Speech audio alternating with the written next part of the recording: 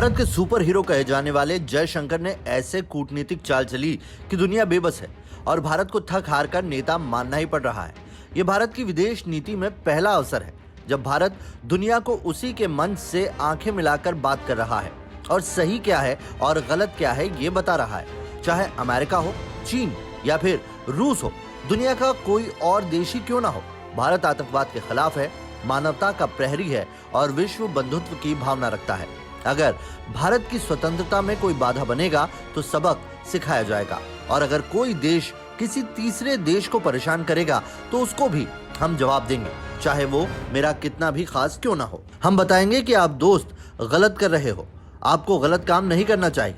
अगर आपको याद हो तो शंघाई समिट में पीएम मोदी ने पुतिन को दो टूक कहा था कि आप युद्ध बंद कर दीजिए, ये ठीक नहीं है।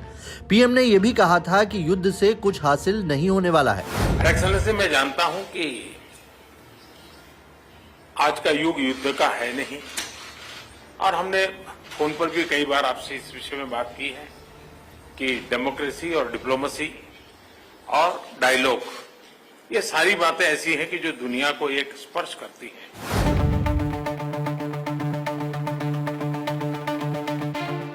उसी तरह भारत ने अमेरिका में अमेरिका से कहा कि आपसे संबंध हमारे अपने हैं। इसका मतलब ये नहीं कि आप जो कहें वो हम माने भी।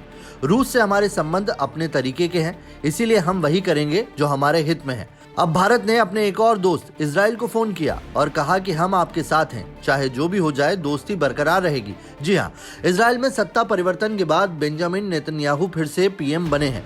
उसके बाद भारतीय विदेश मंत्री एस जयशंकर ने अपने समकक्ष इजरायली विदेश मंत्री को बधाई देने के लिए फोन किया।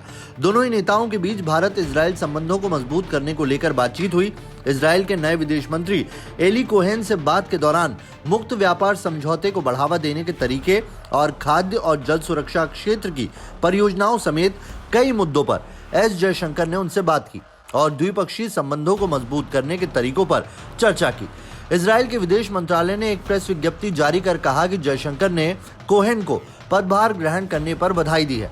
विज्ञप्ति में कहा गया है, मंत्रियों ने इजराइल और भारत के बीच संबंधों के महत्व पर बात की। दोनों देशों के बीच मुक्त व्यापार समझौते को बढ़ावा देने और नवाचार, खाद्य जल क्षेत्र सुरक्षा परियोजनाओं के माध्यम से संबंधों को मजबूत बनाने के तरीकों पर चर्चा हुई। मंत्रियों ने दोनों देशों के बीच पूर्ण राजनयिक संबंधों की स्थापना की 30वीं वर्षगांठ पर भी बात की और खुशी जताई।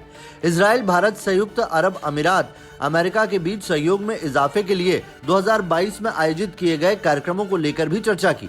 चार देश I2U2 फोरम के तहत आर्थिक संबंधों को मजबूत बनाने के लिए प्रमुख ढांचागत परियोजनाओं में सहयोग कर रहे हैं। यहाँ पर एक बात हम बताते चलें कि जयशंकर ने कोहेन को जल्द ही भारत की आधिकारिक यात्रा करने का न्योता भी दिया है।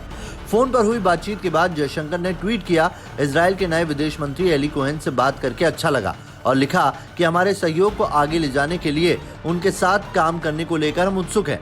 तो आप समझ सकते हैं कैसे विदेश मंत्री ने इजराइल के विदेश मंत्री से बात की और क्या कहा। वहीं इस बातचीत को लेकर पाकिस्तान सवाल उठा रहा है क्योंकि पाकिस्तान इजराइल को लेकर नफरत करता है और फिलिस्तीन का समर्थन करता है।